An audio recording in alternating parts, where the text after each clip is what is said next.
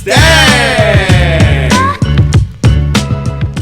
What's up, guys? Welcome to the recap video for week number 5. Bro, this week, craziest week I've ever seen in football in a long time, bro. I mean, coaches are getting fired, star running backs are getting released, Tuesday night football, bro. Are you kidding me? There's a lot of big topics to talk about. First of all, let's get into the fact that Le'Veon Bell was recently cut. Le'Veon Bell of the late New York Jets. How does he get let go before Adam Gase gets let go? That's what I'm trying to figure out. Did they really think Le'Veon Bell's the problem? Let's definitely cut him. He's the reason. Let's just go ahead and eat all these millions of dollars that we just paid him to come over and keep Adam Gase. Yeah. What's crazy, dude, is there's like the little things that I think, on the outside when you look at the big picture. Number one, the Steelers are the smartest team out of this whole equation. Okay, for letting this headache go. All right, that's number one. Number two, when you think about the 18 or 19 games that Le'Veon played, he never rushed for 100 yards, okay? And he averaged 3.3 yards a carry. So, I mean, I know Adam Gase hasn't had any success as a coach, but Le'Veon Bell hasn't had any success as a running back in New York. Can we both agree on that? It's expected behind the offensive line that he has, that offensive scheme. Darnold is just really getting the hang of things there. And I mean, he doesn't have a lot to work with. It was like, okay, go make something happen. And Le'Veon Bell is a great running back, but he's not a Saquon Barkley. I'm sorry, he's not. He did great with the Steelers because they had a system there. They had a passing game. They had a defense, and they gave Le'Veon 30 carries to do his thing, and he did his thing. Yeah. So, how would you feel about him potentially going back to the Steelers? Or what team do you think he might fall to? Well, I think it would be the funniest thing ever, okay? Because he would go to the Jets, and they're still paying him. He made like $18 million, right? Which is the money that he basically wanted in Pittsburgh. So he takes a loan out, or he gets a loan from another, but a guaranteed loan that he doesn't have to pay back. And he's good to go, and now he goes back to the Steelers, who are having some success, right? Yeah. But yes. Yeah. What's crazy is that the Steelers are a viable product. What I'm hearing right now from my sources, because I'm pretty, well connected with the league, is that Chicago is the favorite to pick him up. They lost Tariq Cohen, so Montgomery and Le'Veon Bell. I don't really think it's to replace Tariq Cohen. Come on now. Who says, oh my God, we lost Tariq Cohen, we need to replace him? I think they're not getting what they expected out of David Montgomery. They expected an absolute stud. And I think he's a decent player, but he's not what they've expected thus far. He's not a horse. I think another good landing spot for him that some people are talking about is the Kansas City Chiefs. I don't think Clyde Edwards-Helaire has lived up to his hype. I think being that small frame back wasn't a great idea. Like, imagine bringing in Le'Veon Bell, and he can put up the type of potential that Kareem Hunt was doing. More similar frame, running style. He can catch out of the back, can do everything. So, that would take some of the weight off of Patrick Mahomes' shoulders too. Yeah, I could see that. I look at, one thing that Le'Veon this late in his career is looking for is a championship contending team, and he's going to fit right in with the Chiefs. But what it really comes down to, what I worry about when I think of the Chiefs is dollar bills. Okay, because obviously Le'Veon Bell does care about his money, and I don't know that the Chiefs are willing to spend that much to get, a back who is 2 years removed from 30, and who knows how much gas is in the tank with what we saw with his production in New York. I get that. All right, let's move on to the next big story of the day. Dan Quinn of the Atlanta Falcons fired. After 5 games, they cut this man. The man that took them to the Super Bowl recently, and they just, I mean, granted they are having a terrible season. They really are. They still haven't found a win yet in 5 games with the explosive offense like they have. How do you feel about this? What do you think was the reason that they really let him go? I think it's very granted. I think it was the thing to do. I mean, honestly, I thought Dan Quinn was going to get fired last year based off of their subpar performance, But this has been an epic collapse. Epic on all fronts because, dude, you're talking about double-digit leads in multiple games, losing them.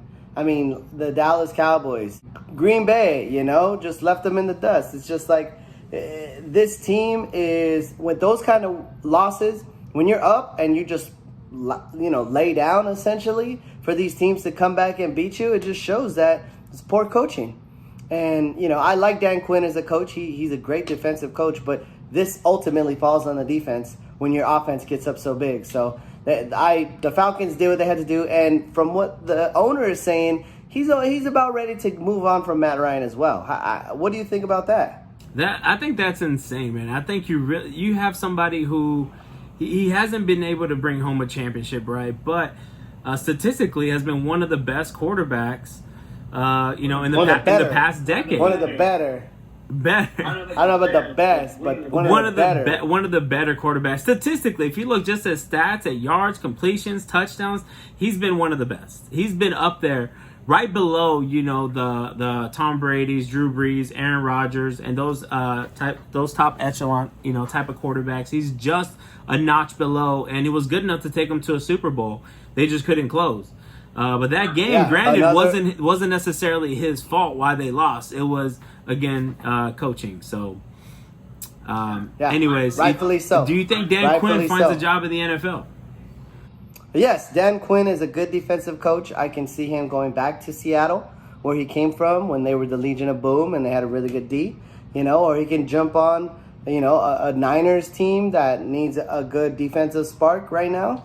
I know injuries is hurting them, but this guy is a good defensive coach. He has good schemes. He's a good coach. He just, his time ran out in Atlanta. But, bro, I really want to talk about this weird thing that we're in right now that is allowing us to have Tuesday night football, bro.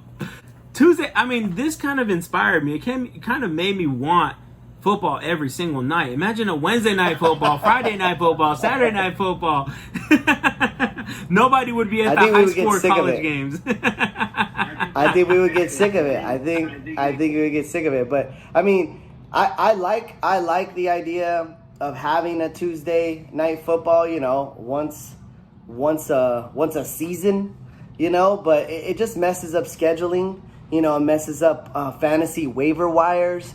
You know what I mean? Oh, no. Yeah, I mean, as much as I would love football every single night of my life, sometimes we need a break. And anyways, exactly. Who played on Tuesday night?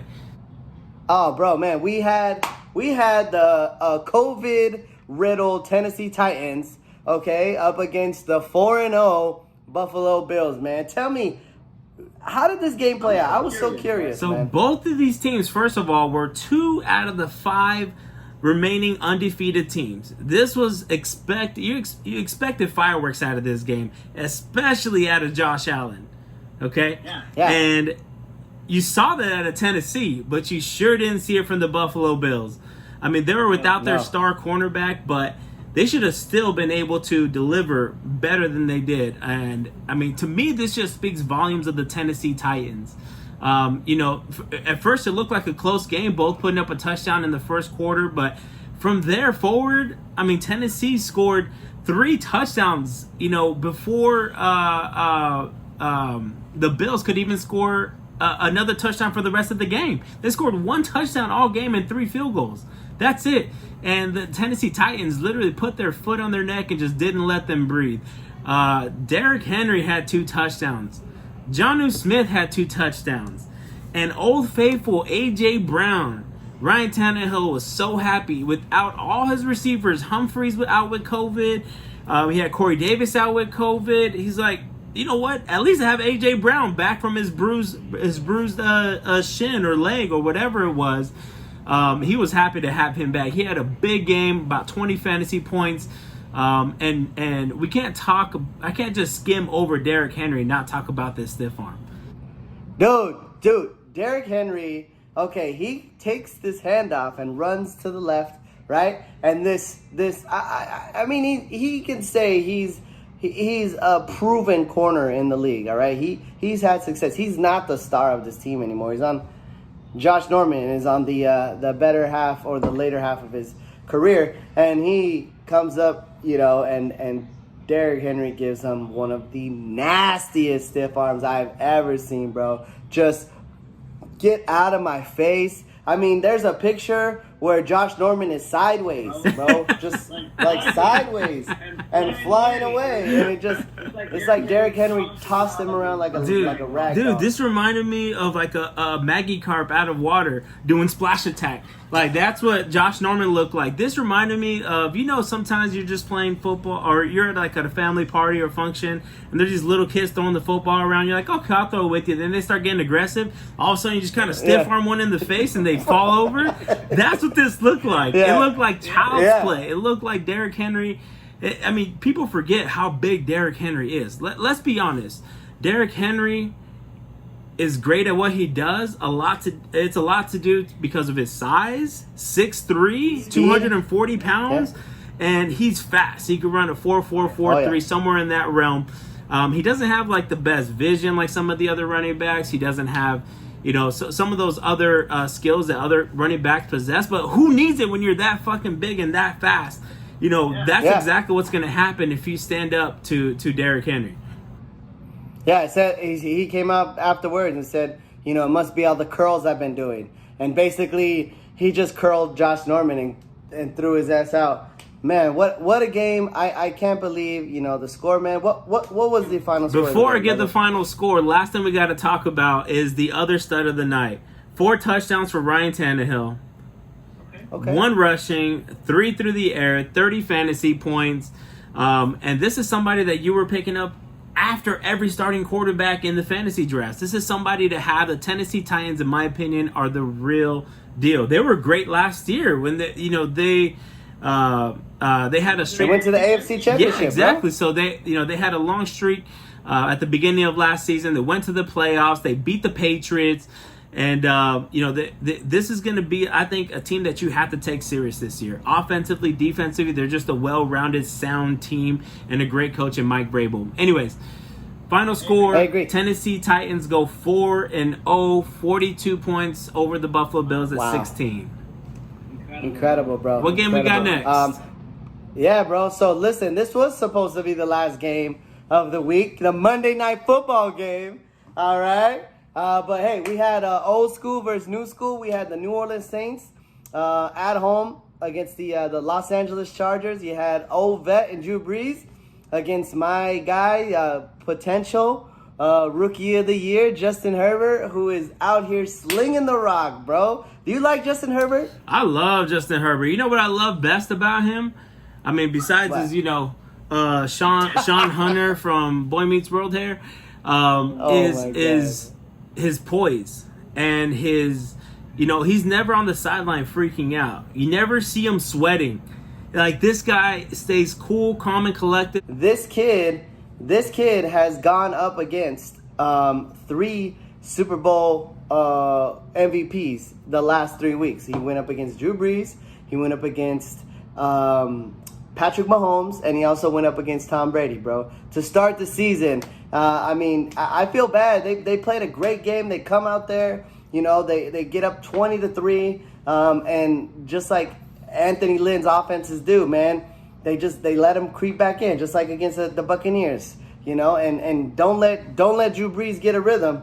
You know what I'm saying? Because he'll come back and they just chipped away. And he didn't have no help from the kicker either. And that's exactly what I mean by cool, calm, and collected. Playing up against these kind of veterans, a great defense in the New Orleans Saints.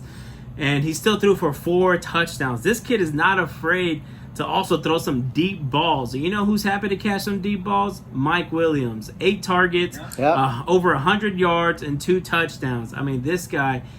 went beast mode that Balled night. out. And someone we didn't see a lot of, though, on the opposite side of the ball was Alvin Kamara. You know, he wasn't his usual self, even with Michael Thomas out of the game. And speaking of that, why was Michael Thomas out of the game?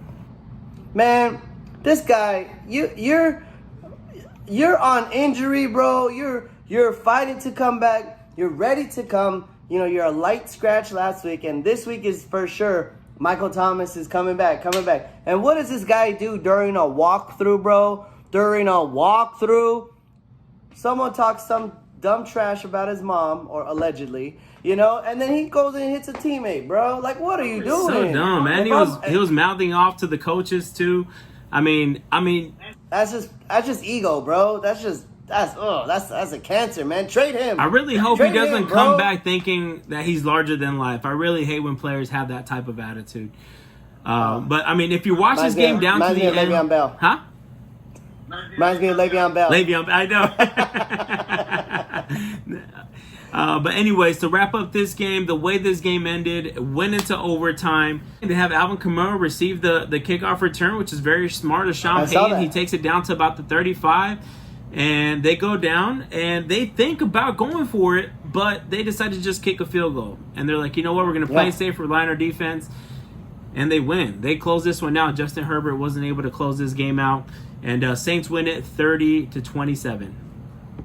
You're right, man. What a great game. Next up, we're going to go with the Sunday night football game, which was the Minnesota Vikings traveling over to Seattle to play the leading MVP candidate, Russell Wilson, and the Seahawks, bro. Man, this game came down to the wire. What a great game, bro. What did you see, man? What was the most exciting part for you? For me, honestly, the most exciting part, besides Russell Wilson doing Russell Wilson, was seeing the Minnesota Vikings contain Russell Wilson through the first half. I mean, this is somebody who nobody's figured out how to stop this guy. You can't sack him. You can't pick him off. You can't pressure him. What can you do to stop this guy? And they stopped him through a whole 2 quarters. That, to me, was a big deal. And the Minnesota Vikings, with as bad of a defense as they had this year, was a shock to me. Yeah, I mean, they held them to 0 points in the first half. And, you know, a lot of it comes with long, sustaining drives, you know, running the football, giving it to Dalvin Cook, you know, and not putting so much pressure on Kirk Cousins. But, you know, you bottle something up like that and you don't play a full game, and it's going to come back to bite you. And Russell Wilson rallied his team, you know, talked to DK Metcalf in there and said, listen, we got to go out there and win this game. And what does he do, bro? He throws six receptions, 93 yards to DK Metcalf, and 2 touchdowns, bro. That's reliable right there. That's the big stud receiver that Russell Wilson has needed all these years. And Josh Gordon was never going to be that guy, bro. But Josh Gordon, bro, you pulled that one out. I had to. But seriously, though, Russell Wilson came ready to cook in that second half, scored 21 points unanswered. And then Thielen was feeling himself, comes and scores 2 touchdowns, rallies the Vikings back. But DK Metcalf closes it with the minute 42 left with that nice grab, like you said, closes out with 2 touchdowns himself. And another big story of the night is Dalvin Cook out for the rest of the game with the big injury. But they did not skip a beat with Alexander Madison. Came in with 20 carries for 112 yards. And they're thinking like a mini Dalvin Cook, bro. Yeah. He's like his mini. They look like each other on the field. Like they're both producing. It's that dreadlock power, man. Yeah, it's crazy.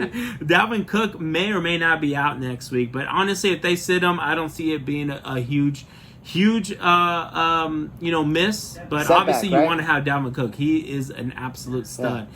Yeah. Final score on this one: Seahawks come back at the end and win it 27-26 over the Vikings. Who we got next? Okay, man. Next up we got an NFC East rivalry with some more sad news.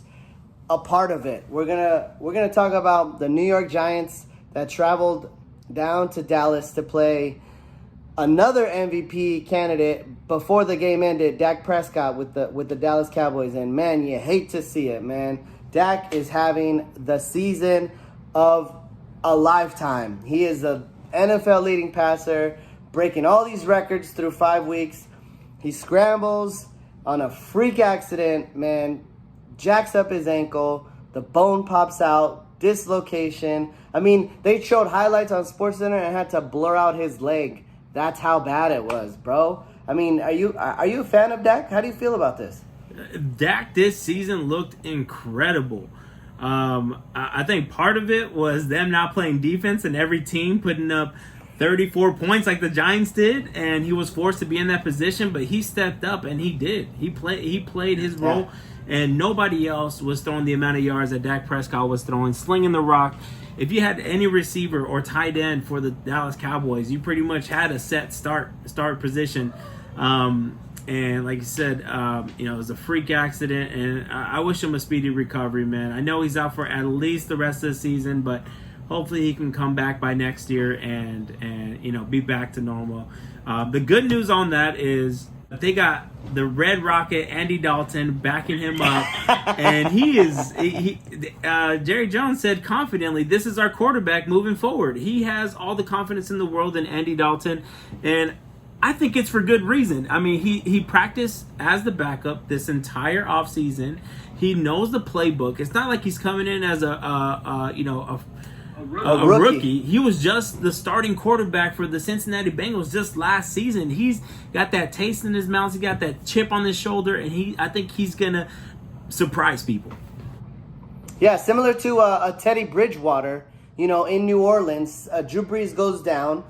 Teddy Bridgewater goes like 4-5-1, right? And they let Teddy go. And then look what happens. Teddy gets signed by the Panthers. And look, he's having success over there. So do not sleep on Andy Dalton. I know he's no Dak Prescott, but Andy Dalton is a playoff football quarterback. Okay? But I don't know about the defense, man. He's really gonna struggle with this defense. I mean, you give up this many points, bro, to the Giants. I mean, what do you expect? But I think the Cowboys are going to step up. This is how teams perform. Sometimes they play to the level of their opponents. Sometimes they play to the level they depend or rely on the opposite side. Now the Cowboys have to come out with a different game plan. They need to play better defense. They need to run the ball more. Zeke has been great this year, but not where you would want him to be, and that's because Dak Prescott has been throwing for 500 yards a game. Because they're playing from behind. And where's his love? So you need to take a little bit of that pressure off of Andy Dalton and not rely on that so much. I think they'll make the right adjustments, and it might be for the better. So, but besides that, was still a really, really close game. New York Giants tried to make a comeback at the end, but it wasn't enough. The Dallas Cowboys win this 37-34 over the Giants. Yeah, good game. Really good game.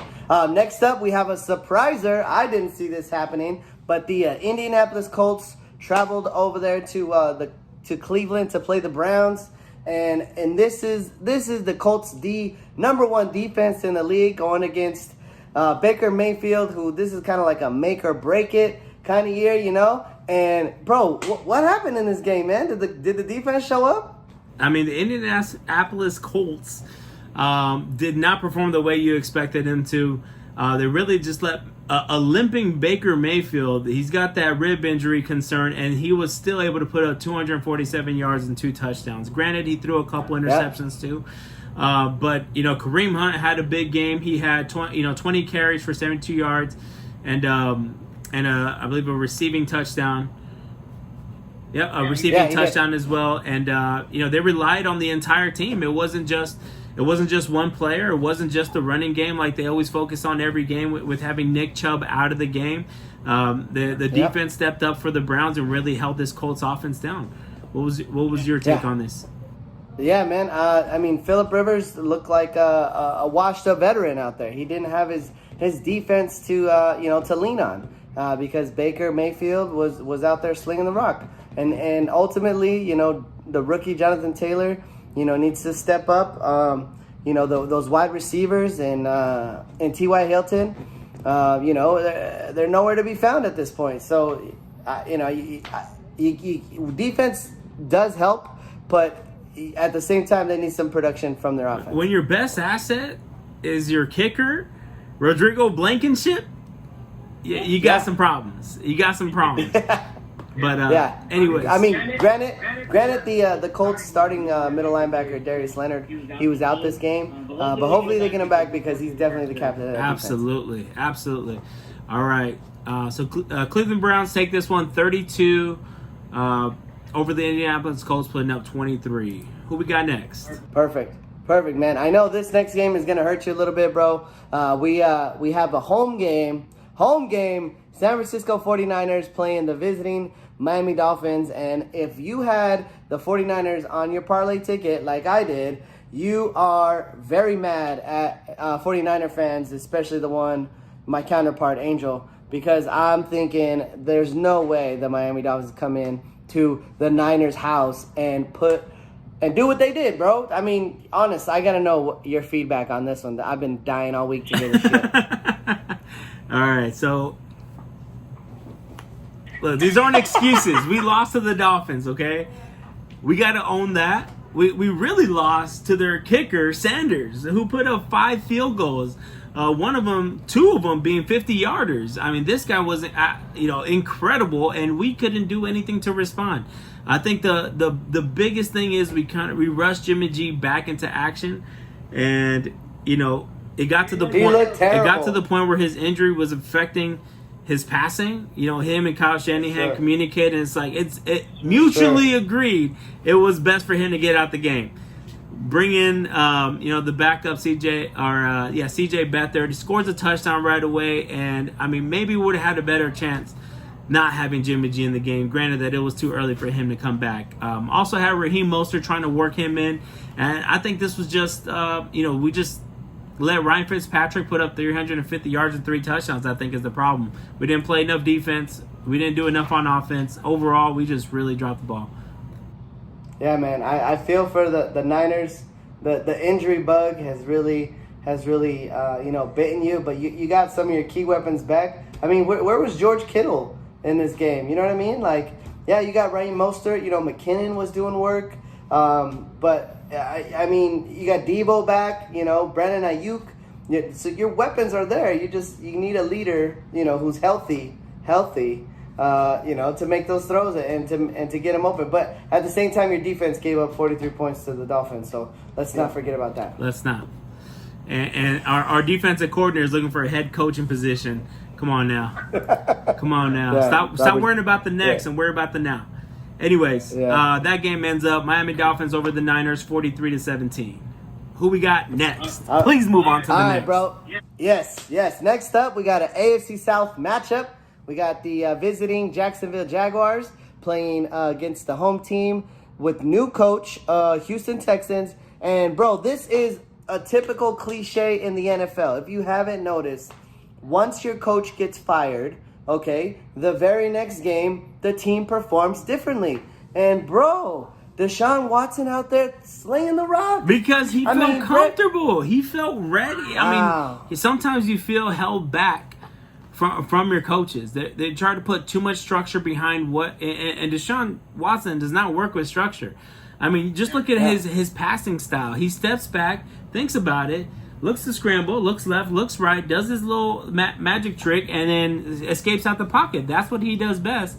And, I think that pressure coming off his shoulders really helped, putting up 359 yards and 3 touchdowns. Biggest game this year easily. Easily. And on top of that, built a great connection with Brandon Cooks finally. He had a huge game. Finally. 8 receptions, 12 targets.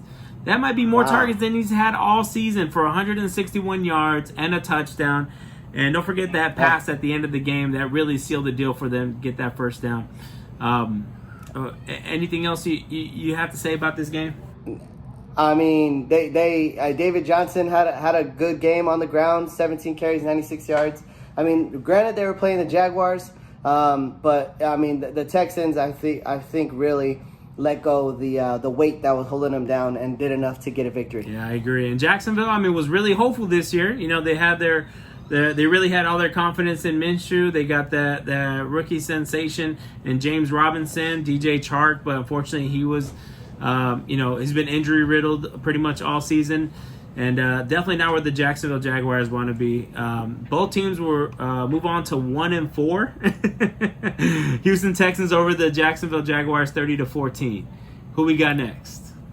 All right, bro. This game, I mean, it's not the most exciting game. It probably was the lowest scoring game of the day. We had the Cincinnati Bengals with the number 1 stud Joe Burrow. going up against last year's MVP, the most exciting man in football, Lamar Jackson, going up against the Baltimore Ravens. And, bro, I think the Bengals left all their marbles at home, bro. What happened? I mean, the Ravens over against the Bengals is like a highlight reel waiting to happen for Lamar Jackson. Happens every time, never fails, and he did it again. I mean, but the true story here was not just the Baltimore's offense, but their defense is the real deal. The number one Legit. fantasy football defense put up 23 points in fantasy football this week.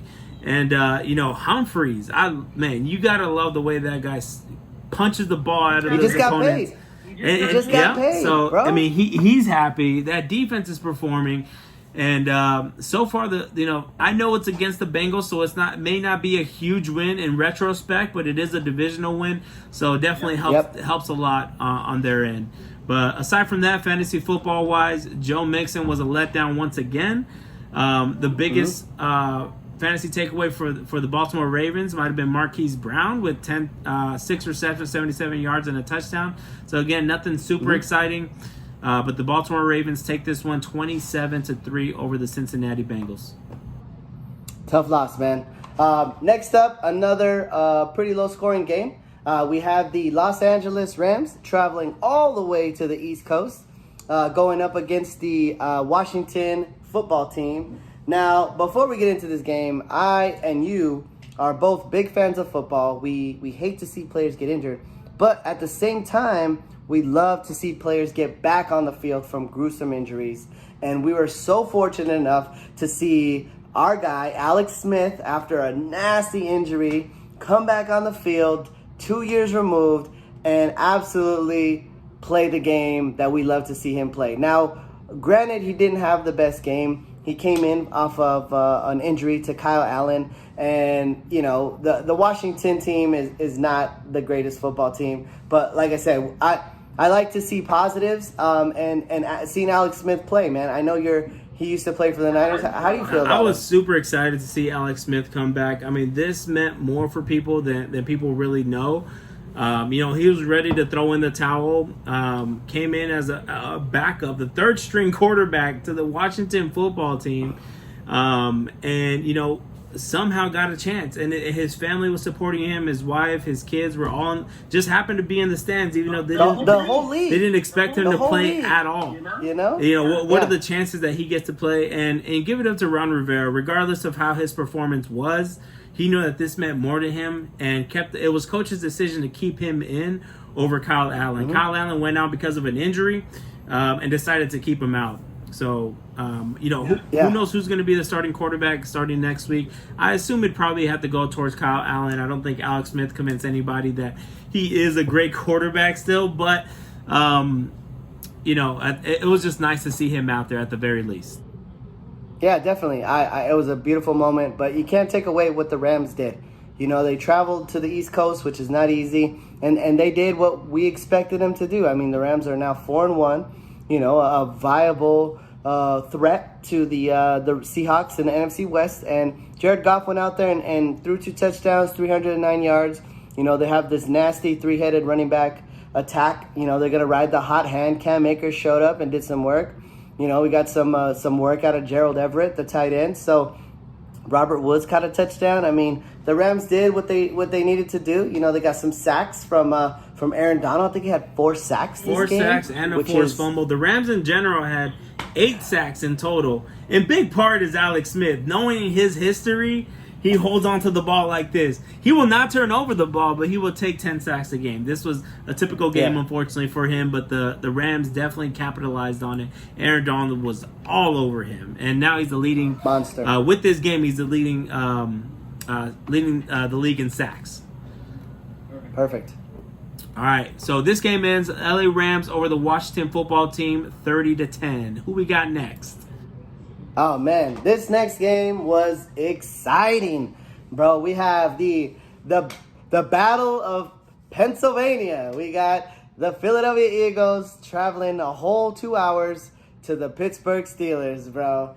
Man, this game was exciting, and let me tell you why, okay? a rookie sensation by the name of Mr. Chase Claypool, out of second-round draft pick out of Notre Dame. This kid is welcome to the NFL, Chase Claypool. Bro, did you see this? Did I see this? Who didn't see this? He had 7 receptions for 110 yards, but 4 touchdowns, 1 rushing, 3 through the air, and set a franchise record. I mean, as a rookie. And he was still available in over 50% of fantasy football leagues. Why is that? That's the part I don't get. I didn't have him. I just don't get it. Like, he had one big game already. Why wasn't he at least on someone's bench? I can tell you right now, okay, you're being really generous with 50%.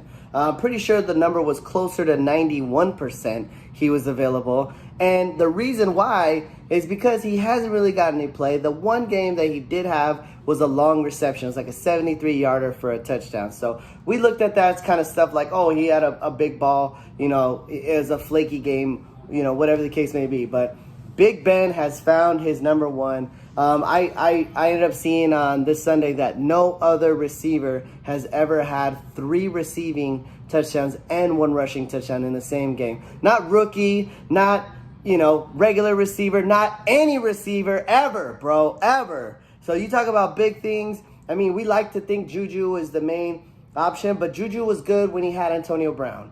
You know what I mean? So now that we have a clear number one, I think they're both going to be able to connect. You know, and Big Ben, he's just salivating right now with this new kid, right? I agree. Yeah, I mean, he pretty much stole the night. I mean, all eyes were on Chase Claypool, and he will go from 91% available to 99% owned.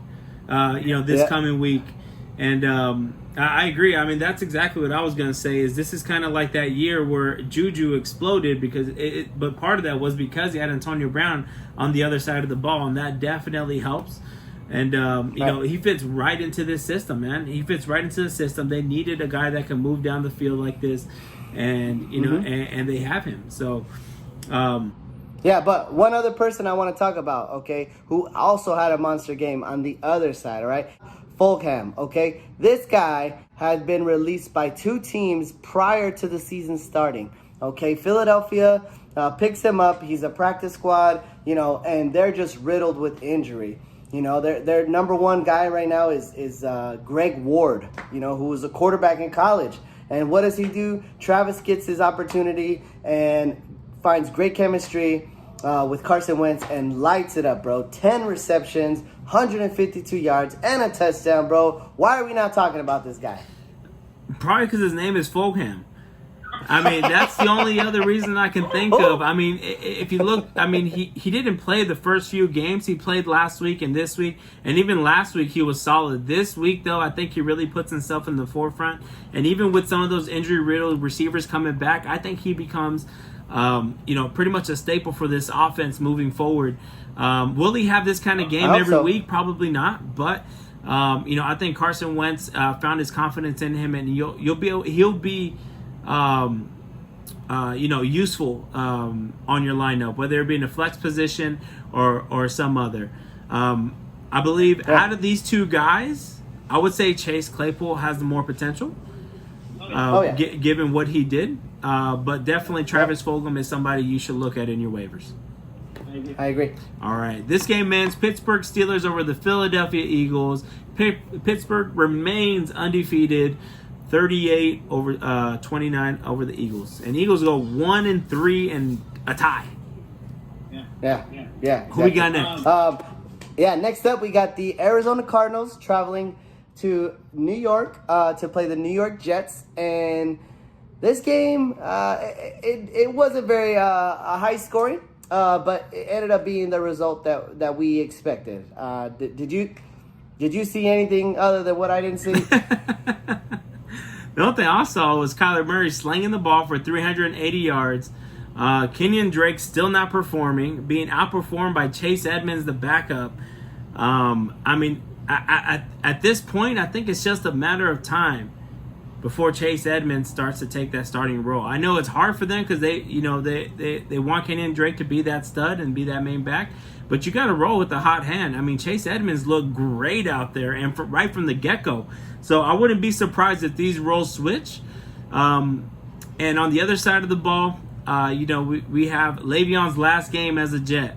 13 carries for 60 yards, and that's pretty much the story of his career with the Jets. But I would say fantasy-wise, there was two big studs in the receiving core.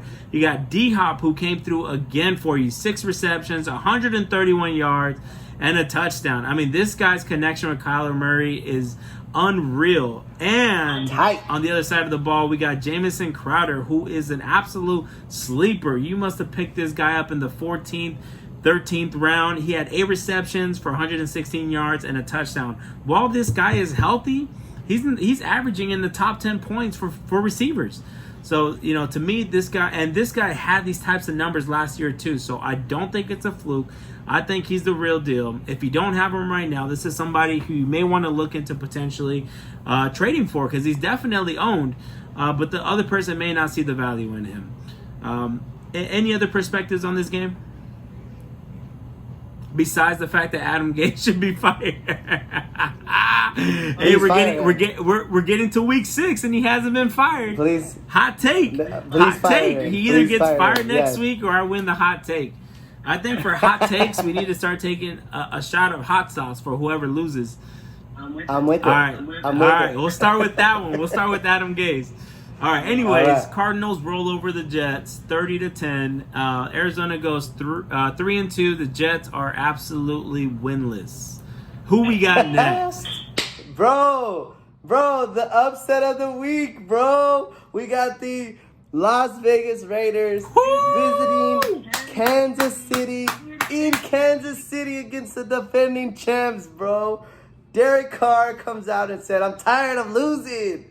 And what happened, dude? What happened? Dude, this was such an exciting game. A rivalry within the division.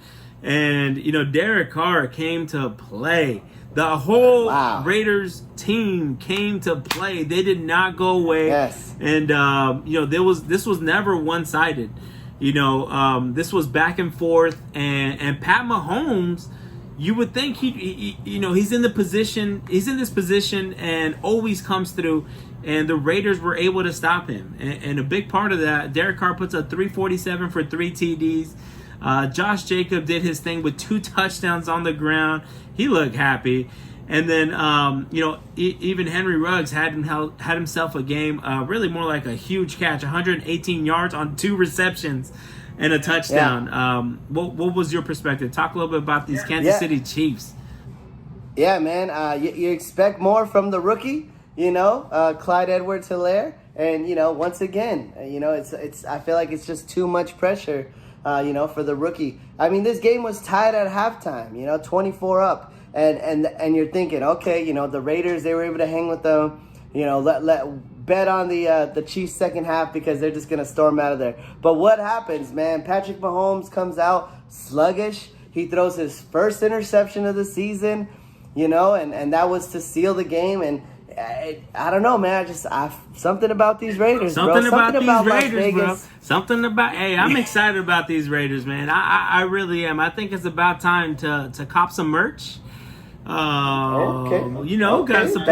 support these Raiders and the Allegiant Stadium, and the way this game ended, Patrick Mahomes tries to make a comeback in the fourth quarter. Raiders, that's where Josh Jacobs scored 2 touchdowns in the fourth quarter to take them up, and a field goal from the kicker.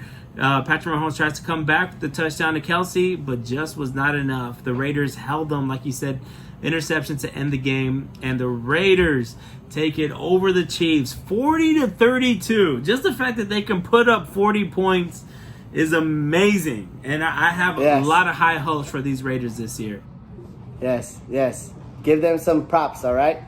Next up, we got the Carolina Panthers traveling to Atlanta, divisional game against the Atlanta winless Falcons, bro. I had an idea going into this game, how it was going to play out. Okay, fantasy-wise, I was hoping for a big game from any Atlanta Falcon, but with the morale coming in, I had a feeling that Panthers were going to have their way, man. Would you agree with me? Yeah, absolutely. The Carolina Panthers are the truth. This is 3 in a row for them. And they are hot as any team right now. They got a lot of confidence. They got a lot of new pieces to this offense, and Robbie Anderson, Mike Davis stepping up, and Teddy Bridgewater. And I think everybody is just really coming together and rallying. Don't forget about DJ Moore. Let's not forget about DJ Moore. And DJ Moore finally had himself a game. He was fantasy relevant for the first time this whole season since Robbie Anderson taking all his shine all season. But there was a lot of great fantasy-wise. There was a lot of great prospects out there. Mike Davis had himself a great game. Todd Gurley with 121 and a touchdown. Both Robbie Anderson and DJ Moore performed, and Calvin Ridley came back to life a little bit. But besides that, the Atlanta Falcons try to rally towards the end, but realistically, the Carolina Panthers just put up too many points in the first half. They couldn't come back. So, anyways, you're right, man. This game, Panthers take it over the Falcons 23-16, and now we'll see who their head coach is next week. Yeah. It's gonna be they named Raheem Morris. He back. He used to be the coach of the Bucks, so he stays in the South. But we'll see, how this division plays out. Hopefully, the Falcons can get a win next week. Next, last but not least, what a great way to start off week number 5 with a Thursday night matchup. This was the Tampa Bay Buccaneers against Chicago Bears. The last 2 times these quarterbacks faced each other was in the Super Bowl when Nick Foles was a part of the Eagles, Tom Brady was a part of the Patriots. And tell me, bro, did history repeat itself? Well, why don't you tell me about it, man? Because I can't even speak, man. I can't even speak. Tom Brady lets me down again. I can't figure out when to start this guy or when to sit this guy. And history. Nick Foles just has Tom Brady's number. There's no other way to put it. And Tom Brady, there was speculations that he wasn't going to perform well into this team, but that's what they said the week before against the Chargers, and he throws 5 touchdowns. You say there's no way you can't start this guy, and you sure should have sat this guy this week. But I'm still not losing confidence in Tom Brady. Okay, he's got a big week next week against the Green Bay Packers, and I think they're going to light it up. They're going to go back and forth. And but you may want to stream people here and there against bad matchups with Tom Brady. He's not the type of quarterback that's going to start every single week. But besides that, the Bears defense was really the star of the show. Khalil Mack had himself 2 sacks, and they came to play. They stopped Tom Brady on this offense. One thing, I'm sorry to cut you off. One thing that, we haven't talked about is the fact that how the game ended, bro. Tom Brady is driving, he throws this incomplete pass to the tight end, Cameron Brate. And Cameron Brate wasn't open at all during this. I don't know what he was looking at, okay? He throws it, the defender knocks it down, and Tom Brady's like, okay, give me the next play. No, Tom, that was 4th down. Okay, you looked old as dirt on that play for getting the down. I mean, is that because of his resume? Does that make it okay? It doesn't make it okay, but I think this is going to add fuel to the fire. This is going to spark him. He was embarrassed in front of, the whole nation watching this game on just one game on Thursday Night Football. And I think he's going to work harder to get back into where he wants to be. Plus, he's got that competition with Belichick. And right now, I would say Belichick has the upper hand right now, going for this year. But also, another key performer this week that was a surprise was Rojo. He looked great out there, running for 106 yards on 17 carries, averaging 6.2 yards during this game. Mike Evans had himself a little quick touchdown at the beginning of the game. So, Vulture. Definitely some fantasy-worthy names to call out here. But in the end, Tom Brady, unfortunately, looked old. But I think he comes back with a vengeance. Chicago Bears take this over the Bucks 20-19. All right, so listen, I know we went through all the recap, all the games this week. One thing to take into account is that there was an unexpected bye this week between the New England Patriots and the Denver Broncos because of COVID-related reasons. So what they did is they basically gave them a bye this week. They rescheduled them to week number 6. So this coming week, we are going to recap it, assuming it goes down and there's no more positive COVID. And Cam Newton is looking good to start. So fire him up in your lineup. Exactly. I mean, that's week 5 in the books. Thank you guys. Thank you guys so much for tuning in. Please jam the like button, hit subscribe, send a comment, peep the merch, bro. We got some new shirts we're going to debut real soon. We got some hats. Whatever you guys need, thanks so much for tuning in. And thank Angel. He's the maestro. He's the man. He's the myth. He's the legend. Brrr. And Josh, my main man, Stephen A. Smith of this league. Let's go. We'll catch you guys next time. Thanks for tuning in. Peace. Peace.